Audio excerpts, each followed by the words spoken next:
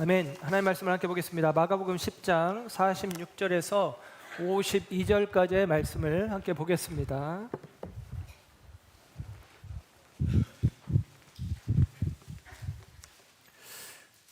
하나님 말씀 마가복음 10장 46절에서 52절의 말씀 합독합니다. 시작.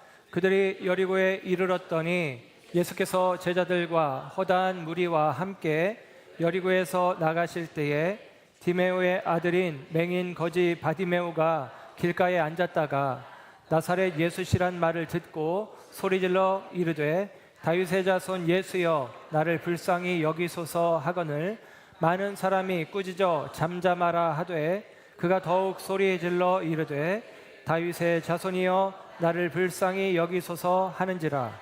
예수께서 머물러 서서 그를 부르라 하시니 그들이 그 맹인을 부르며 이르되 안심하고 일어나라 그가 너를 부르신다 하매 맹인이 겉옷을 내버리고 뛰어 일어나 예수께 나아오거늘 예수께서 말씀하여 이르시되 내가 무엇을 하여 주기를 원하느냐. 맹인이 이르되 선생님이여 보기를 원하나이다. 예수께서 이르시되 가라 내 믿음이 너를 구원하였느니라 하시니 그가 곧 보게 되어 예수를 길에서 따르니라. 아멘. 아멘. 할렐루야. 이 아침에 하나님의 사랑하심과 은혜가 저와 여러분 가운데 함께하는 줄 믿습니다. 하나님 나라와 기적이라는 주제에 오늘 12번째 시간 바디메오를 고치시다라는 제목으로 말씀을 전합니다. 우리나라 걸그룹 가운데 소녀시대라는 걸그룹이 소원을 말해봐라는 노래를 불렀어요. 소원을 말해봐 이렇게 하는 노래입니다. 제가 흉내는 못 내겠고 소원을 말해봐. 여러분, 사람들은 저마다의 바람과 기대와 소원들이 있습니다. 그리고 그 소원이 우리의 삶 가운데 이루어지기를 원하는 마음들이 있죠. 또 우리는 노래로도 우리의 소원은 통일 그러면서 노래를 부르기도 합니다. 여러분, 우리의 소원이 이루어지기를 원할 때에 그 소원을 누군가 나를 대신하여 성취해 주기를 원하는 마음들이 있어요. 그 소원을 이루어줄 대상들을 우리는 기대합니다. 그래서 예를 들면 램프의 요정 지니의 이야기, 혹은 산신령이 나타나서 뿅 하고 나타나서 뇌 소원이 무엇이냐 이렇게 물어보는 이야기, 그런 등등 아주 재밌는 이야기들이 서양에서도 동양에서도 그런 소재의 이야기들이 많이 있기도 합니다. 저도 소원이 있어요. 그리고 그 소원이 이루어질 때 기쁘죠. 요즘은 제가 좀 별로 소원이 없습니다. 그러니까 저에게 필요한 어떤 것을 구하는 마음이 별로 없어요. 제게 있는 소원이라면 목회자로서의 소원이고, 또 교회를 향한 소원이고, 또 여러분에 대한 기대에 대한 바람들입니다. 그것들을 하나님께서 들어주시기를 원하는 마음으로 서고, 또 주님께서 응답하실 때에 얼마나 큰 기쁨이, 또 얼마나 큰 감사가 있는지 모릅니다. 오늘도 주의 응답의 은혜가 저와 여러분 가운데 있어지는 줄 믿습니다. 한 60대 노 부부가 있었답니다. 하나님이 어느 날 이 나이 60을 맞은 부부에게 나타나셔서 물으셨어요. 소원이 있느냐? 내가 그 소원을 들어주겠다. 그랬더니 아내가 먼저 이렇게 이야기를 했습니다. 남편이랑 손 꼭 잡고 세계 일주하는 게 소원입니다. 아내가 남편을 사랑했던 것 같아요. 남편이 소원을 이렇게 말합니다. 저는 저보다 30살 연하와 살아보는 게 소원입니다. 이렇게 얘기를 했어요. 나이 든 아내가 못마땅했던 모양입니다. 어떻게 됐을까요? 하나님께서 소원을 들어주셨습니다. 남편의 나이를 90세로 만들어주셨답니다. 남편이 60이 90이 되어서 30살 연하의 60세의 아내와 함께 손 꼭 잡고 세계 여행을 했다. 라고 하는 얘기입니다. 여러분, 사람들은 저마다 소원이 있어요. 자기의 소원을 들어줄 램프의 요정 지니를 원하는 것 같습니다. 문제는 하나님을 지니처럼 생각하는 경우들이 있는 것 같아요. 하나님은 내 소원을 들어주기 위해서 존재하는 분으로 여겨지는 것입니다. 그래서 내가 마치도 기도라는 것이 램프를 열심히 문지르는 것처럼, 내가 기도를 통해서 램프를 열심히 문지르면 하나님이 짠 하고 나타나서 뭐 해줄까라고 묻는 것 같이 그렇게 하나님을 생각하는 일들이 있습니다. 이런 사람들에게 하나님은 알라딘의 램프 속 지니와 별반 다르지 않다라는 사실입니다. 내가 하나님을 위해서 존재하는 게 아니라 하나님이 나를 위해서 존재하는 것처럼 생각하는 것이죠. 여러분, 하나님께서는 물론 저와 여러분을 위하시는 분이지만 저와 여러분을 지으신 목적은 우리가 하나님을 위하여 지음받은 존재라는 사실을 잊지 말아야 합니다. 하나님을 믿되 하나님이 내 필요, 내 소원, 내 바람을 채워주는 존재로만 여겨져서는 안 된다라고 하는 사실이죠. 오늘 만약에 주님이 나타나셔서 여러분을 향하여서 소원이 무엇이냐라고 물어보신다면 여러분은 무엇이라고 대답하겠습니까? 너의 소원이 무엇이냐라고 묻는다면 우리는 무엇이라고 대답할 수 있을까요? 오늘 본문의 이야기는 우리가 이 질문 앞에서 어떠한 대답을 해야 할지를 생각해 보게 하는 질문이에요. 말씀이에요. 오늘 본문의 말씀은 예수님께서 이제 여리고를 거쳐서 예루살렘으로 향하여 나아가시는 때라고 이야기합니다. 본문 46절의 말씀을 보면 여리고에 들어오셨다가, 그리고 46절 중간 부분에 보면 여리고에서 나가실 때라고 이야기를 해요. 예수님은 지금 여리고를 떠나 예루살렘을 향해서 나아가시려고 하는 것입니다. 갈릴리에서 요단강을 거쳐서 여리고, 이 요단강가 여리고라는 성읍에서 이제 28km만 더 나아가면 예루살렘 성이 나오는 거예요. 그곳으로 나아가시려고 아마도 아침 시작하는 즈음에 예수님께서 길을 떠나시려고 했던 것 같아요.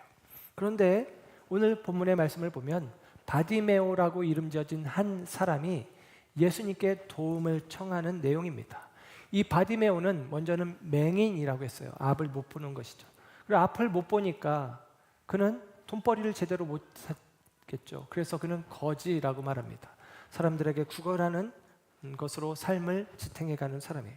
그리고 그를 바디메오라고 하는데, 바디메오라는 말이 디메오의 아들이라는 뜻이에요. 바라는 말이 바르, 아들이라는 말이고, 디메오의 아들 바디메오, 그렇게 되어집니다. 그러니까 어쩌면 그는 이름도 없는 사람, 그냥 우리가 예를 들면 누구 엄마라고 부르는 것처럼, 애기 엄마, 애기 이름을 불러서 애기 엄마 이렇게 부르는 것처럼 그냥 누구 아들 이렇게 불려지는 정도로 지금 성경이 기록해주고 있습니다. 자기 이름도 상실한 채 살아가는 사람으로 여겨질 수 있어요. 그런데 이 맹인 바디메오가 예수님의 도우심을 입어 그가 눈을 뜨게 되었다라는 이야기가 오늘 본문의 이야기입니다. 그리고 이 기적 사건이 우리가 그동안 하나님의 나라와 기적이라는 주제로 마가복음에 있는 기적 사건들을 살펴오는 이 하나님 나라와 기적이라는 주제의 마지막 설교가 오늘 말씀이에요. 맹인 바디메오가 눈을 뜨게 하는 기적, 이 이야기가 모든 기적 이야기의 결론에 해당한다라고 생각해 볼 수 있습니다. 이제까지 제자들은 기적의 현장에 예수님과 함께 하고 있었어요. 그럼에도 불구하고 제자들은 예수님에 대해서 제대로 알지 못했습니다. 수많은 기적의 현장에 함께하며 그 기적을 목격해 왔지만 그 기적을 행하시는 예수님에 대해서 제대로 알지 못했단 말입니다. 그런데 오늘 본문에 나오는 바디메오는 예수님에 대해서 어찌된 영문인지 제대로 알고 있습니다. 오늘 본문 말씀의 47절에 보면 그 예수님에 대해서 이 여리고성에 오셨고 여리고성에서 이제 예루살렘을 향해서 나가시려는 예수님을 향해서 사람들이 뭐라고 이야기하냐면 47절 말씀해 보니까 나사렛 예수시라라고 사람들이 일컫는단 말이에요. 예수라는 이름이 흔한 이름이었고, 그래서 그 예수님을, 우리가 알고 있는 예수님을 구분하기 위해서 나사렛 출신의 예수라고 사람들은 구별지어서 이야기를 했습니다. 그래서 사람들이 나사렛 예수시다라고 이야기하는 웅성웅성거리는 소리를 지금 맹인인 이 바디메오가 길가에 앉아 있다가 듣게 된 거예요. 그리고 나서 그가 예수님을 향해서 이렇게 이야기합니다. 다윗의 자손 예수여 라는 것이죠. 여러분, 구분하기 위해서 나사렛 예수라고 말했지만 나사렛 예수라는 말은 우리가 이런 말로도 알고 있잖아요. 나사렛에서 무슨 선한 것이 나겠느냐. 나사렛은 작은 마을이고 나사렛은 무시되는 동네예요. 그래서 예수님을 낮추어서 생각하는 사람들이 나사렛 예수라고 많이 이야기를 합니다. 그러나 여러분, 그와 달리 다윗의 자손이라는 표현은 이사야서에서도 나왔지만 구약 성경에서 메시아를 표현하는 표현 중에 하나예요. 수많은 기적 사건들이 있었지만 적어도 마가복음에서는, 그리고 누가복음에서는 이 병행 성경에서 다윗의 자손이라는 표현을 오늘 처음 사용하고 있습니다. 그러니까 마가복음의 다윗의 자손이라고 예수님을 고백하는 처음의 표현은 오늘 이 바디메오의 입을 통해서 나오는 표현이에요. 바디메오는 어찌된 영문인지 모르겠지만 예수님에 대한 소식과 소문들을 들어오던 차에 나사렛 예수가 지금 이 길을 지나가신다는 이야기를 듣고 예수님을 향하여서 다윗의 자손이여 나를 불쌍히 여기소서 하면서 다윗의 자손이라고 예수님을 호칭하고 있는 것입니다. 그 의미는 예수님을 향해서 메시아여, 그리스도여, 나를 도와주세요 라고 이야기하는 것이죠. 제자들도 제대로 알지 못했던 이것을 오늘 맹인이었던 거지 바디메오가 어떻게 알았을까? 저는 생각해 보건대 그들의 소원이 달랐기 때문이다라고 생각합니다. 소원이 달랐어요. 바디메오의 소원과 제자들의 소원이 달랐습니다. 바디메오의 소원과 무리들의 소원이 달랐단 말입니다. 오늘 본문 이후에 예수님께서 이제 예루살렘으로 들어가시는데, 예수님께서 이제 예루살렘에 올라가시려고 길을 떠나시는데, 그 길에서 지금 바디메오가 예수님을 부르고 있으니까 예수님을 모시고 예루살렘으로 향하여 나아가던 무리들이 그를 향하여 책망합니다. 꾸짖습니다. 그러면서 조용히 하라는 것이죠. 48절에 보면 잠잠하라 그럽니다. 예수님께 나아가기를 원하는 바디메오에 대하여 사람들이 꾸짖으며 만류하고 있습니다. 그런데도 불구하고 바디메오는 오히려 더 큰 소리로 다윗의 자손이여 나를 불쌍히 여기소서 하면서 더 크게 외치는 거예요. 포기하지 않습니다. 그래서 예수님께서 가시던 걸음을 멈추고 그를 불러서 그에게 내게 무엇을 해주기를 원하느냐. 오늘 본문 51절입니다. 내게 무엇을 해주기를 원하느냐라고 물으십니다. 여러분, 이 질문은 예수님이 바디메오에게만 하신 질문이 아니라 오늘 본문에 앞서서 마가복음 10장 36절의 말씀을 보면 예수님이 제자들에게 물었던 질문과 똑같아요.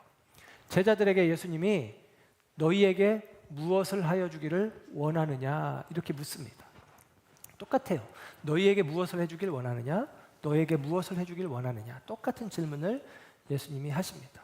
그런데 앞에 있는 내용에서는 예수님이 제자들에게 내가 너희에게 무엇을 해주기를 원하느냐라고 물었을 때에 제자들이 이렇게 반응합니다. 하나는 주의 좌편에, 하나는 주의 우편에 앉게 해 주십시오라는 것입니다.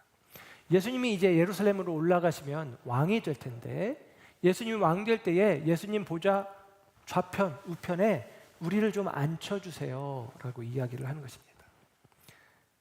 제자들은 예수님이 예루살렘으로 가시는 그 길에 자리를 구하고 있는 거예요. 한 자리 주세요 라는 것입니다.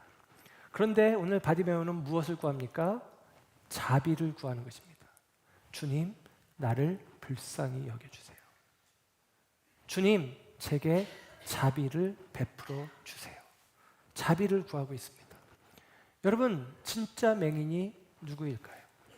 진짜 거지가 누구입니까? 무엇을 구하는 자가 맹인이고 무엇을 구하는 자가 거지겠습니까? 자리를 구하는 것은 합당하지 않아요. 자비를 구하는 것이 오늘 옳다라는 사실을 오늘 성경 이야기는 우리에게 들려주고 있습니다. 주여 나를 불쌍히 여겨 주십시오. 다윗의 자손이여 나를 불쌍히 여겨 주십시오. 여러분, 자신의 처지가 불쌍하다고 여겨지십니까? 아니면 나는 별 문제 없어, 그런 대로 괜찮아 라고 생각하십니까? 목요일 날 목사님들이 우리 교회에 모여서 이제 말씀 나눔의 시간들을 갖는데 제 친구 목사님 한 분이 일찌감치 참여를 했습니다. 그 친구 목사님 얘기는 전에도 한번 들려준 것 같은데 우리 학교에 입학할 때 전체 수석으로 입학을 한 똑똑한 친구이고, 그리고 노래도 잘하고 악기도 잘하고 운동도 잘하고 말도 잘하고 다 잘합니다. 그런데 그 친구가 이제 저희 모임에 와서 처음으로 말씀을 전할 기회가 있었어요. 그때 시편 23편의 말씀을 가지고 잠깐 말씀을 전하는데 이런 이야기를 하더라고요. 시편 23편 1절, 여호와는 나의 목자시니 내게 부족함이 없으리로다. 자기는 그 말씀이 마음에 와닿지 않았대요. 왜냐하면 자기는 부족하다라고 생각하는 게 거의 없었다는 겁니다. 자기는 유복한 가정에서 태어났고 자기는 하나님이 주신 많은 재능들이 있어서 사람들에게 우리식으로 표현하면 인기도 많고 할 줄 아는 것도 많고, 그래서 별로 필요한 게 없었고 부족한 게 없었다는 거예요. 그래서 하나님께 대하여 여호와는 나의 목자가 되어주셔야 된다라는 생각을 별로 안 했었다라는 것입니다. 그러다가 그가 주님을 제대로 만난 이후에 이 말씀의 의미를 새롭게 깨닫게 되었다라는 이야기를 합니다. 자기가 부족함이 발견되어질 때, 자기가 정말로 실패하고 넘어짐 속에서 자신의 한계를 만나게 되었을 때, 그때 비로소 주님께서 나의 목자가 되어주셔야만 하는구나라고 알았다라고 이야기를 하더라고요. 제가 그 말씀에 큰 은혜를 받았습니다. 여러분, 우리도 그런 경우들이 있을 수 있죠.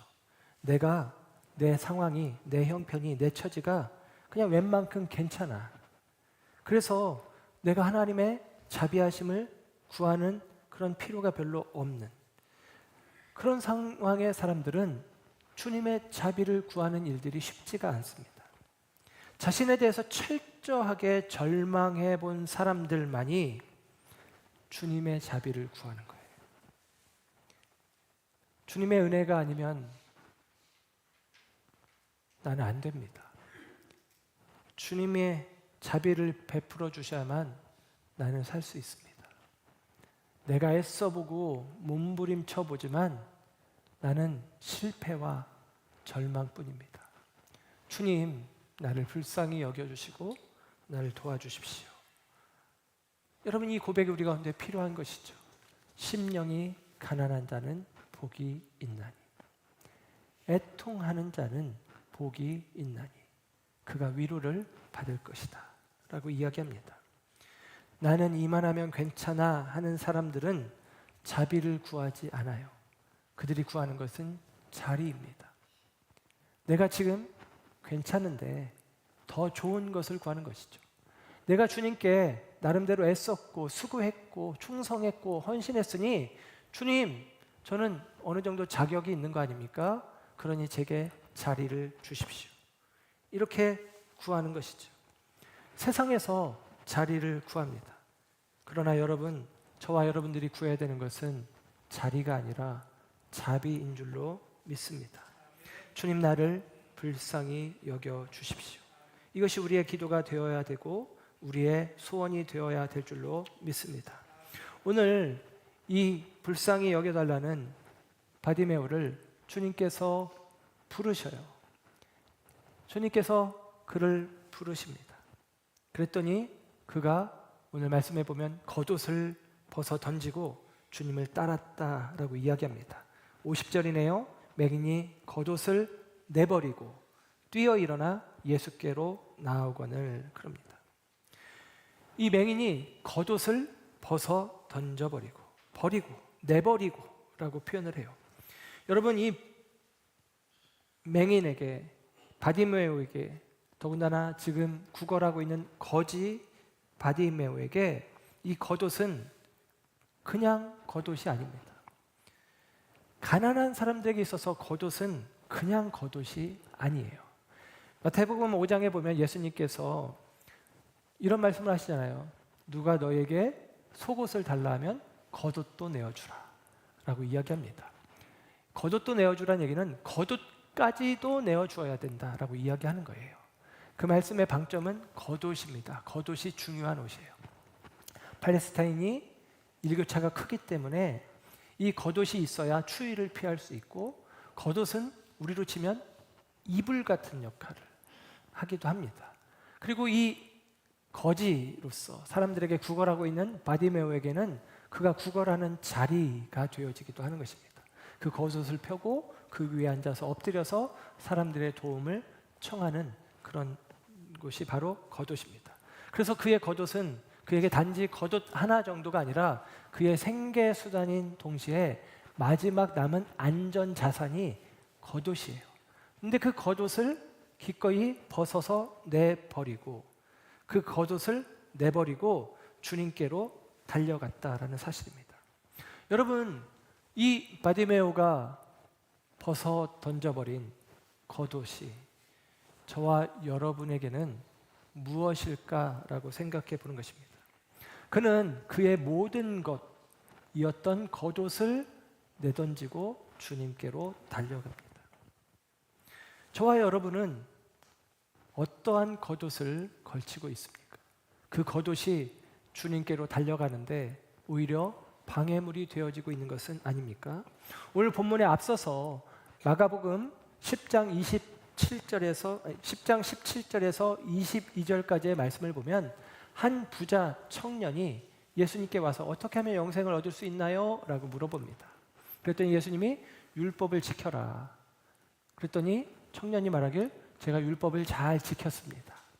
그래, 너에게 한 가지 부족한 게 있는데 내 재산을 다 팔아서 가난한 사람에게 나눠주고 너는 나를 따라와라 라고 말씀하십니다.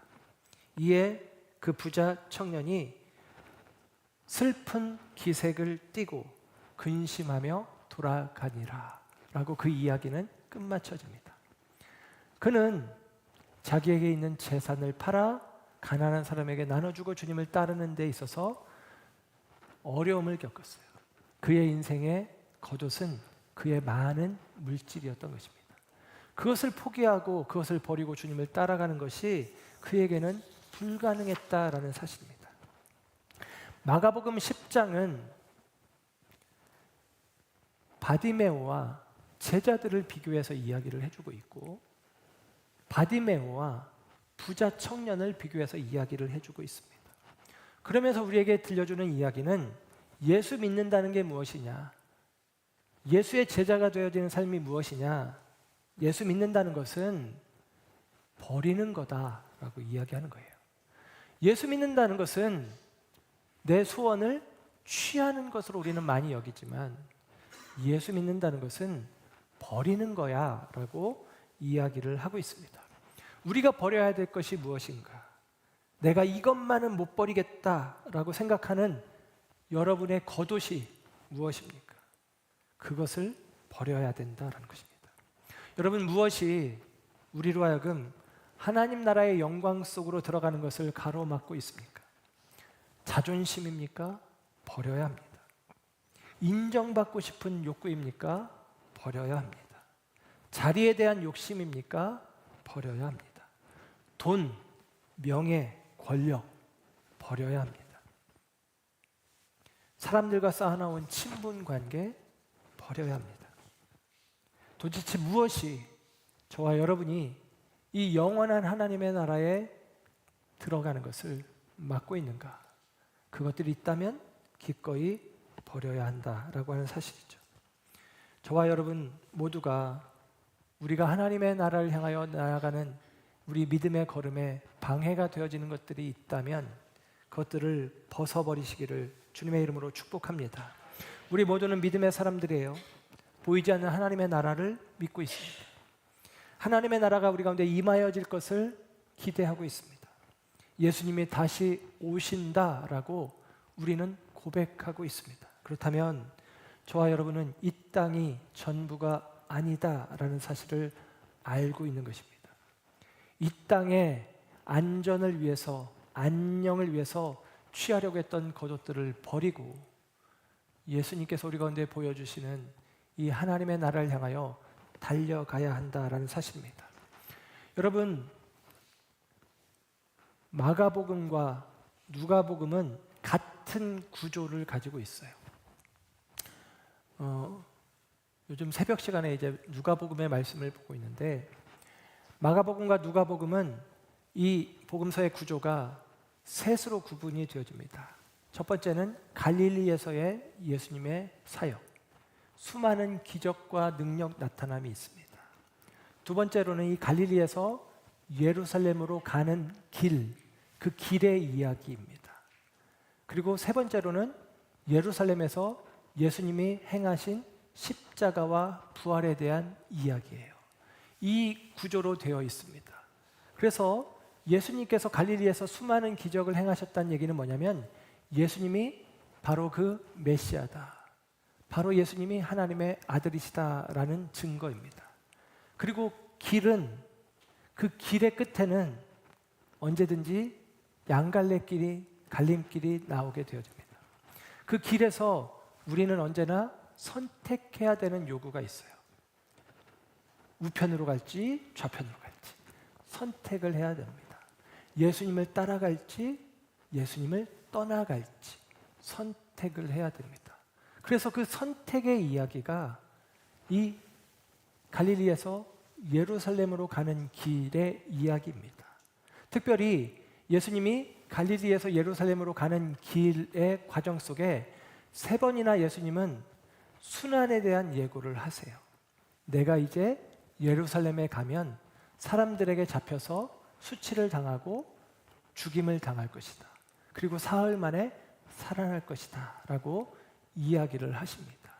그래서 예수님께서는 그 모든 과정 속에서 사람들에게 선택하도록 요청하시는 거예요.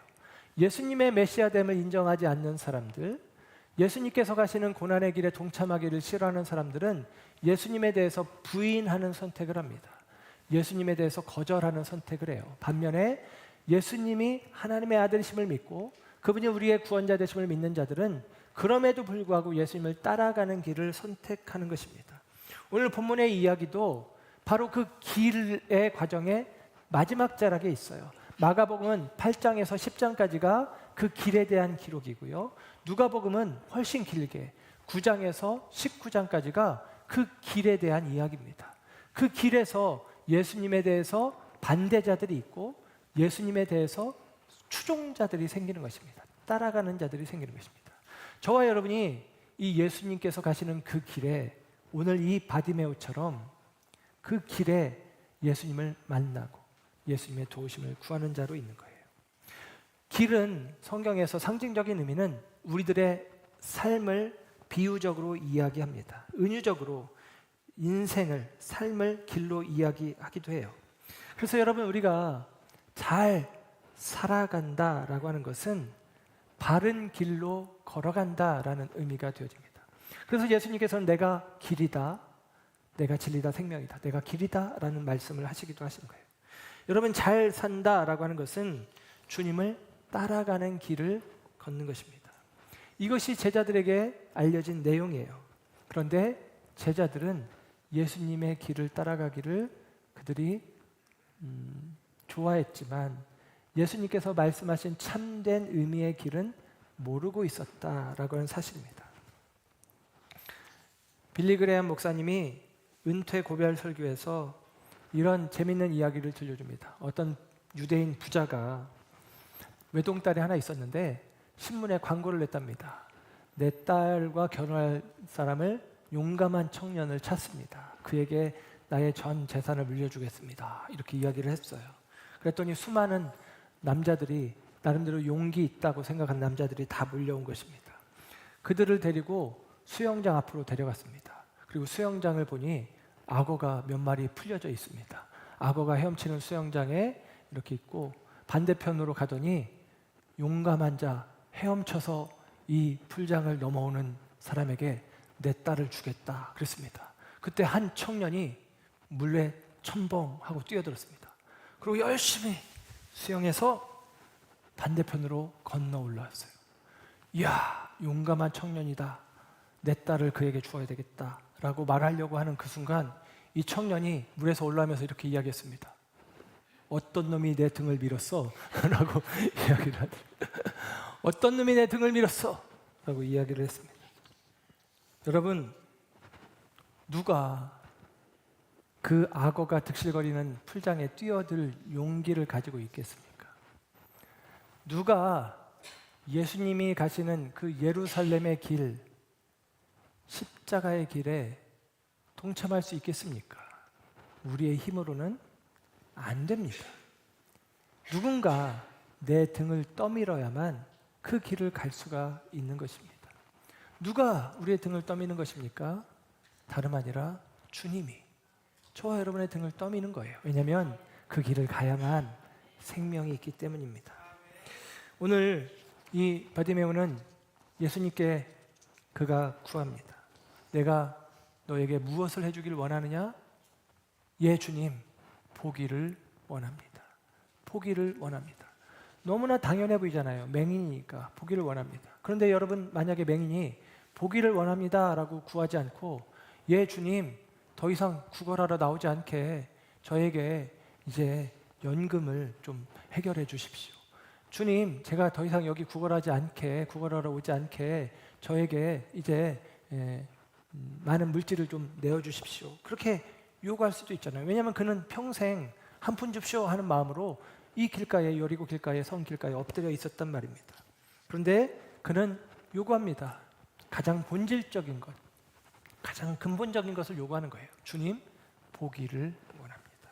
주님께서 그의 눈을 열어주셨다는 거예요. 주님이 그로 하여금 보게 하셨다라는 것입니다. 이것이 마가복음에 나오는 마지막 기적 사건입니다.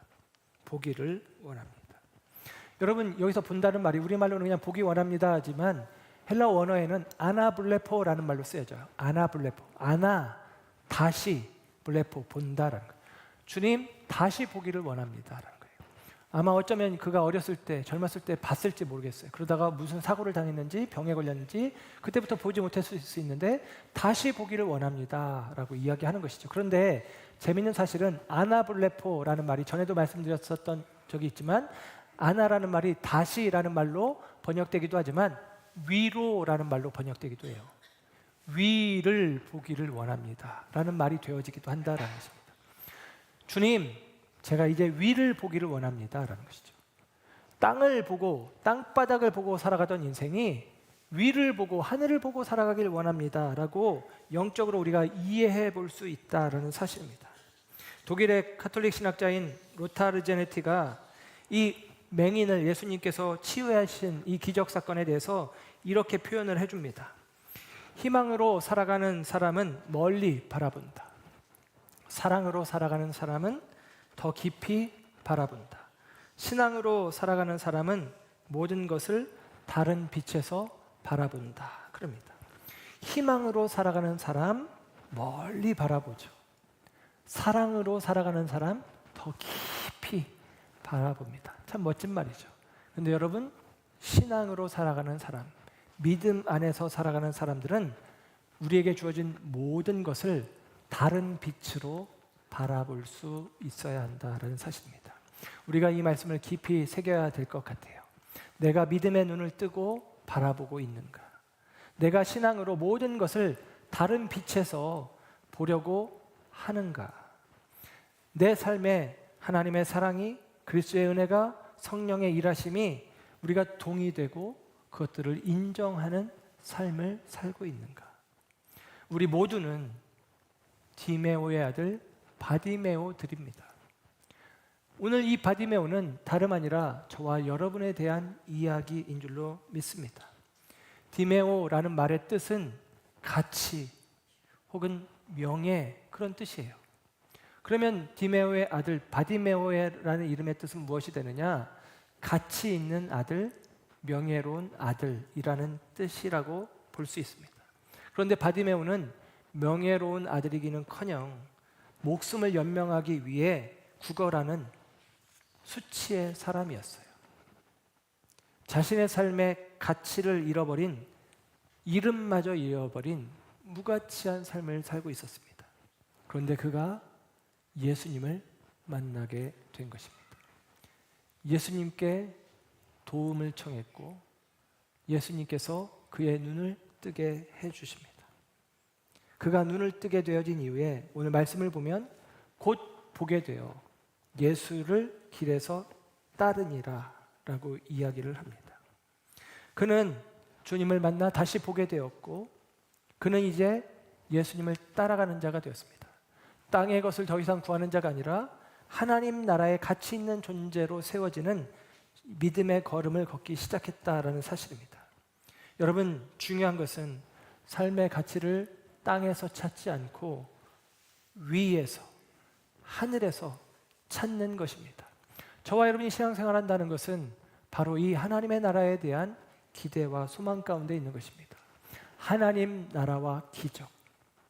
여러분, 우리가 이제까지 살핀 모든 기적은 내가 어떠한 기적을 경험했을 때 또 다른 더 자극적인 더 큰 체험이 되어지는 기적을 기대하는 것으로 우리가 나아감이 아니라 우리의 인생 가운데 주님께서 나타내신 기적들을 경험했다면 그 기적의 끝자락에는 하나님의 나라에 대한 기대와 소망이 자리해야 된다라고 하는 사실입니다. 마가복음 10장 17절에서 27절에 나오는 이 부자는 하나님 나라에 들어가는데 최상의 조건을 가지고 있었어요. 그는 부자였습니다. 고대 사회는 부자는 하나님이 복 주셨다고 생각했어요. 그는 관원이었습니다. 사람들에게 인정받는 사람이었습니다. 그의 입술의 고백처럼 그는 율법을 잘 지켰던 사람입니다. 그러니 그는 하나님 나라에 누구보다도 가깝다고 생각을 했어요. 그러나 그가 예수님을 따르는 데는 실패하게 됩니다. 반면에 오늘 본문의 거지 맹인 바디메오는 하나님 나라와 거리가 먼 사람으로 여겨졌습니다. 그가 거지라는 것은 하나님의 저주로 여겨집니다. 그가 맹인이라는 것은 하나님의 심판으로 여겨집니다. 그런데 그가 세상의 상식과 세상의 기대를 뒤엎는 하나님의 나라의 질서가 이 맹인이었던 바디메오를 통해서 우리 가운데 보여지는 것입니다. 그는 눈을 뜨게 되었고 그는 위를 바라보게 됩니다. 그는 눈을 뜨게 되었고 그는 그 앞에 열려진 길로 나아갑니다. 예수님을 따라갔다라는 것이죠. 오늘 본문의 이야기는 마가복음 10장 46절에 이 바디메오가 길가에 앉았다가 라는 말로 시작이 되어집니다. 그리고 본문 52절에는 그가 예수를 길에서 따르니라 라는 말로 귀결되어집니다. 길가에 앉았던 바디메오가 길 위의 사람이 되었다라고 이야기하는 것입니다.